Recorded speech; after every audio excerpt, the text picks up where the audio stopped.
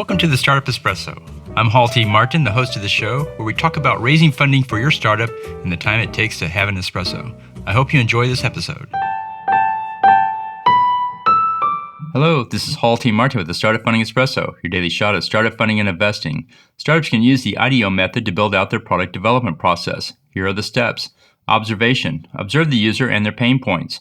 Ideation brainstorming. Turn the observation into product ideas and use brainstorming to generate multiple variations.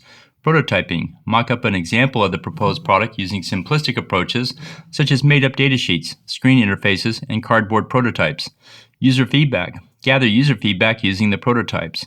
Iteration. Use the feedback to iterate on the product and generate more feedback. Implementation. Take the feedback and develop the first version of the product.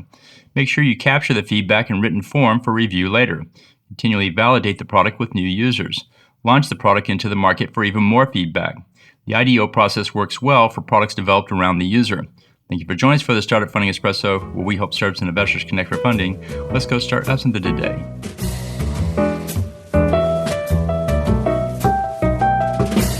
Hall T. Martin is the director of Investor Connect, which is a 501c3 nonprofit dedicated to the education of investors for early stage funding. All opinions expressed by Hall and podcast guests are solely their own opinions and do not reflect the opinion of Investor Connect.